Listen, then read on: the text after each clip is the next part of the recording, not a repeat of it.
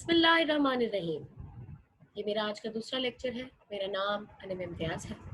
मैं assistant professor हूँ government degree of fine arts की government degree college for women satellite town Bahawalpur से मेरा ताल्लुक़ है।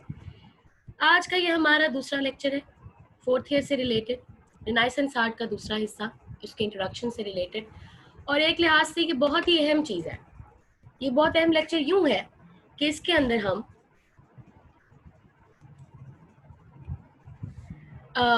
प्रोटो रिनाइसेंस और हाई रिनाइसेंस का डिफरेंस पढ़ेंगे कि कैसे प्रोटो रिनाइसेंस और हाई रिनाइसेंस, जो रिनाइसेंस आर्ट का बहुत अहम हिस्सा है, जैसे हर चीज़ का एक आगाज़ होता है और हर चीज़ का एक इख्तिताम होता है, एक पीक होती है, क्लाइमेक्स के बाद चीज़ ख़त्म हो जाती है और कुछ नया आ जाता है। इसी तरह प्रोटो और हाई रिनाइसेंस के दरमियान में भी कुछ चीज़ें आई, उसके बाद भी कुछ चीज़ें आई, लेकिन उन आर्ट फॉर्म्स ने उनके ऊपर इफेक्ट तो ज़रूर डाला, लेकिन उनकी इंडिविजुअलिटी को इफेक्ट नहीं किया। रेफरेंस बुक के तौर पे आपकी स्क्रीन के ऊपर एक किताब की शक्ल वाज़े हो रही है, उसका नाम है Gardner's art through the ages. इस किताब का जिक्र करना इसलिए ज़रूरी है कि जितनी भी तस्वीर ली गई हैं वो इस किताब से रेफरेंस के तौर पर ली गई हैं। जितना भी आर्ट मटेरियल हम पढ़ेंगे वो सब इसी किताब के अंदर से रेफरेंस के तौर पर इस्तेमाल किया गया है, और ये किताब हमारे 4th ईयर के कोर्स में यूनिवर्सिटी की तरफ से एज ए रेफरेंस बुक हमें रिकमेंड की गई है, इसलिए हम इस किताब को बहुत अच्छे तरीके से इस्तेमाल करते हैं। और अगर कोई बच्चा रेफरेंस के तौर पे कुछ देखना चाहे तो इसकी PDF कॉपी आपको इंटरनेट पर गूगल अगर करेंगे तो आपको ज़रूर मिल जाएगी। आप PDF कॉपी को बहुत अच्छे तरीके से देख सकते हैं और आपको बहुत अच्छे विजुअल्स अवेलेबल हो जाएंगे। Chapter number 1, renaissance, proto renaissance, high renaissance, painters and sculptures. बहुत ज़बरदस्त डिस्कशन है और बहुत मज़ा आएगा इसको आपको पढ़ के। तो हम पहले डिस्कशन करेंगे रिनाइसेंस के बारे में। रिनाइसेंस के आर्टिस्ट और उनके जो थिंकर्स थे, जो फिलोसोफर्स थे, वो इंस्पायर हुए थे बेसिकली एक आइडियल फॉर्म के ऊपर, कि आइडिया और फॉर्म जो है वो क्लासिकल टाइम पीरियड और ग्रीक और रोमन से इंस्पायर्ड थी। उनका जो बेसिक आइडियोलॉजी थी वो निकलती थी ग्रीक्स और रोमन से, और इसी आइडिया को जहन में रखते हुए रिनाइसेंस के आर्टिस्ट ने अपना जो भी नया काम प्रोड्यूस किया उसमें उस आइडियोलॉजी को, जो ग्रीक और रोमन की परफेक्शनिस्ट आइडियोलॉजी थी, टिल परफेक्शन, उसको लेकर साथ चलते हुए उन्होंने अपने आर्टिफैक्ट्स को बनाया और एक noble form of art develop की, जो आने वाले वक्तों में ना सिर्फ दुनिया के लिए परफेक्शन की एक अलामत बन गई, बल्कि आने वाले वक्तों में एक रेफरेंस रह गया कि रिनाइसेंस के दौर के अंदर आर्ट प्रोड्यूस होने वाले आर्टिफैक्ट्स, उनके स्कल्पचर्स और उनकी पेंटिंग्स अपनी मिसाल आप है। और अगर कोई इंसान आर्ट फॉर्म्स को पढ़े और रिनाइसेंस को ना पढ़े, तहरीक अयाए उलूम को ना पढ़े, तो वो कभी भी नहीं समझ सकता कि आर्ट अपने क्लाइमेक्स तक कैसे पहुंचा। हम कह सकते हैं कि वो टाइम पीरियड था जिसमें आर्टिस्ट ने अपने एक्सप्रेशन देना शुरू किए और अपने मूड को बहुत अच्छे तरीके से एक्सप्रेस किया।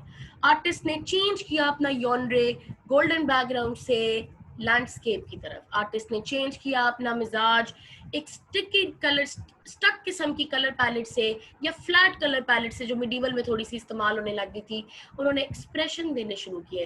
उन्होंने ये एक्सप्रेशन देने के साइड पोजेस देने के बजाय फ्रंट पोजेस के थ्रू एक्सप्रेशन, एक एल्योरिनेस, एक डिजायर, और ये सब एक्सप्रेशन जो एक आर्टिस्ट अपने अंदर महसूस करता है किसी चीज को देखते हुए, सब कुछ रिनाइसेंस के अंदर बहुत अच्छे तरीके से आप एक्सपीरियंस कर सकते हैं।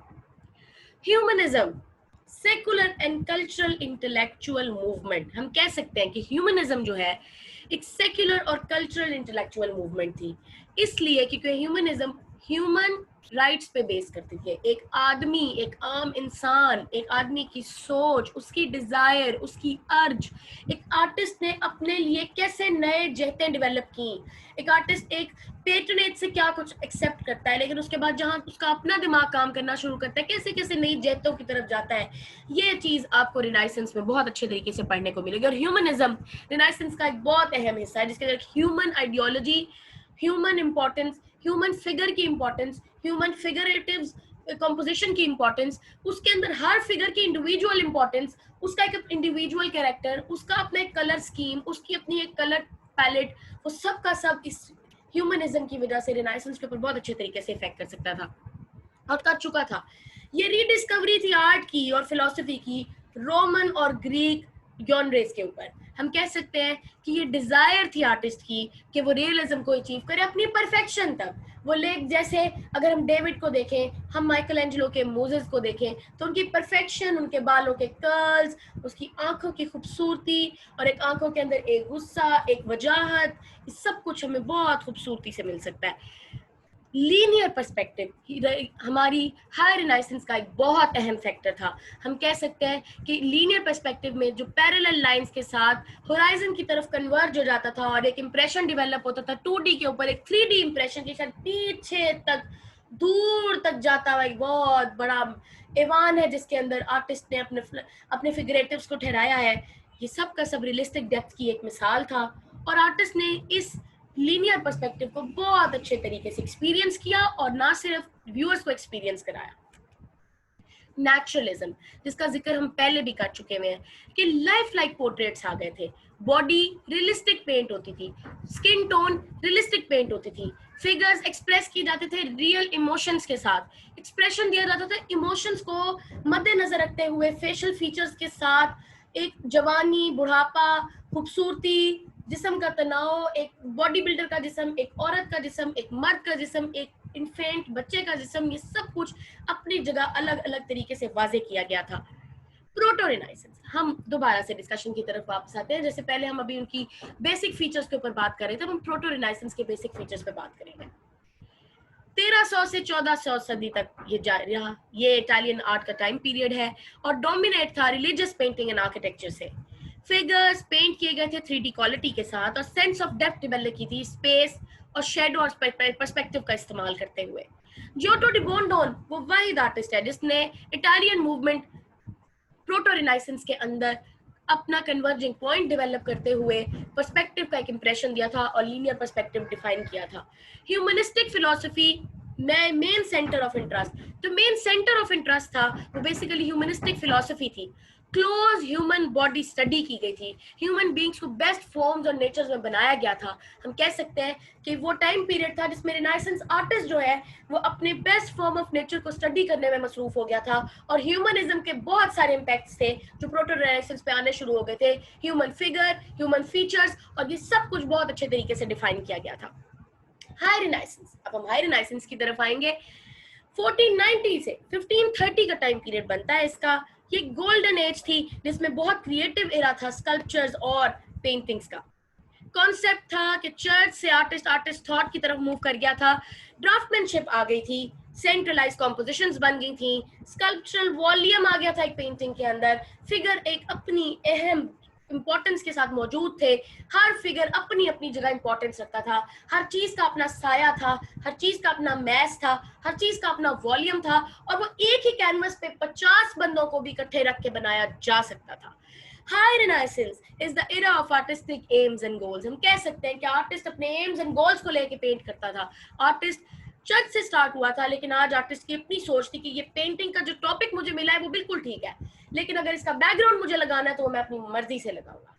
सोच, आर्टिस्ट के फीचर्स उस इंसान की अपनी सोच को रखते हुए, उस जो फिगर रखा गया सामने, ये जो आदमी आप जिसको लेके बनाने के लिए कहा गया है, अगर उसकी सोच में उसको इर्तिका नजर आया है तो उसने उस सोच को अपने बैकग्राउंड में, उसकी कलर पैलेट्स में, उसकी खूबसूरती, उसकी हंसी, उसकी खुशी, हर इमोशन को कैप्चर करने की कोशिश की थी। ये एक इनोवेटिव टेक्निक थी कि आइडियल ब्यूटी डेवलप की जाए, विजुअल सिमेट्री दी जाए और परफेक्शन के साथ हर चीज का एक सिनेरियो डेवलप किया जाए। आप एंटर हो तो पेंटिंग के अंदर लातादाद चीजें हो जो आप देखें, समझें, महसूस करें। Leonardo da Vinci, Michael Angelo, हम कह सकते हैं कि हाई रिनाइसेंस के बेहतरीन आर्टिस्ट थे। अगर उनके काम को हाई रिनाइसेंस के बेहतरीन आर्टिस्ट और परफेक्ट आर्टिस्ट की तरह ना देखा जाए तो ये एक ज्यादती होगी। अब हम आगे एक मैप की तरफ, आपको नजर आ रहा होगा France, Italy and Florence. France, Italy और फ्लोरेंस वो जगह है जहाँ प्रोटो रिनाइसेंस और high renaissance, basically renaissance movement की बुनियाद पड़ी थी और यहीं पर सारे का सारा आर्ट प्रोड्यूस हुआ था। हाई रिनाइसेंस के artist Michelangelo, Raphael, like Leonardo da Vinci, one of the finest ones, जिनको इग्नोर किया करना एक गलत बात होगी। हम आगे देखेंगे पेट्रोनेज। पेट्रोनेज के डिफरेंसेस पिक्चर में बहुत अच्छे तरीके से वाजे हो रहा है।